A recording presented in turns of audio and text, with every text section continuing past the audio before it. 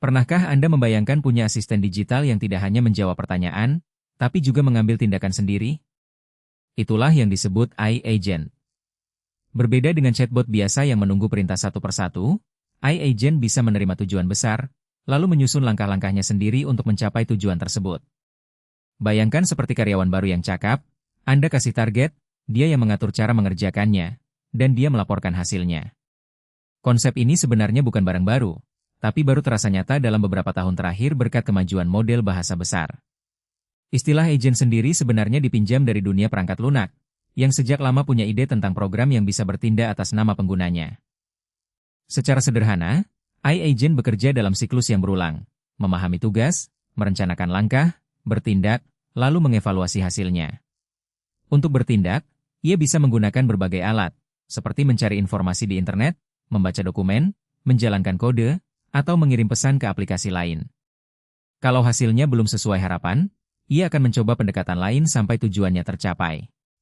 Kemampuan untuk berpikir dan menyesuaikan diri inilah yang disebut reasoning, dan justru disinilah letak perbedaan utama antara AI agent dan sekadar chatbot atau mesin pencari.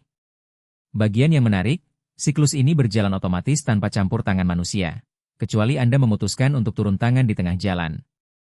Saat ini AI agent sudah dipakai di banyak tempat, dan contohnya makin mudah ditemui. Di perusahaan, agen bisa membaca ribuan email, merangkumnya, lalu menyiapkan draft balasan yang tinggal ditandatangani. Di dunia pemrograman, ada agen yang bisa menulis kode, menjalankan tes, bahkan memperbaiki bug secara otomatis. Di kehidupan sehari-hari, Anda bisa meminta agen membandingkan harga tiket liburan, memesan yang paling murah, sekaligus menyusun jadwal perjalanan. Semua itu dilakukan tanpa Anda harus membuka 10 tab browser dan klik sana-sini. Bahkan di bidang riset, para ilmuwan mulai memakai agen untuk membaca ratusan jurnal sekaligus dan merangkum temuan yang relevan dengan penelitian mereka. Tentu saja teknologi ini belum sempurna. AI agent kadang salah mengambil keputusan, apalagi kalau instruksinya ambigu atau datanya tidak lengkap. Ada juga risiko keamanan, karena agen butuh akses ke akun dan data pribadi Anda. Belum lagi soal biaya, karena agen yang bekerja lama bisa menghabiskan banyak permintaan ke model AI.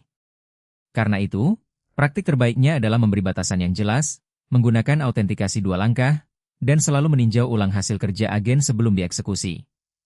Intinya, jadikan agen sebagai asisten yang membantu, bukan pengambil keputusan terakhir tanpa pengawasan. Kedepan, AI agent diprediksi akan semakin pintar, semakin murah, dan semakin banyak dipakai. Banyak analis menyebut kita sedang memasuki era agen, di mana manusia cukup memberikan tujuan, dan teknologi yang menyelesaikan jalannya. Perusahaan besar sudah berlomba membangun agen mereka sendiri, dan platform AI terbuka juga menyediakan kerangka kerja yang bisa dipakai siapa saja. Bagi Anda yang berkecimpung di dunia teknologi, ini saat yang tepat untuk belajar. Pahami cara kerja agen, coba berbagai alat yang tersedia, dan temukan peluang di bidang Anda masing-masing. Ingat, yang tergantikan bukanlah orang yang memakai AI, melainkan orang yang tidak memakainya. Sampai jumpa di video berikutnya.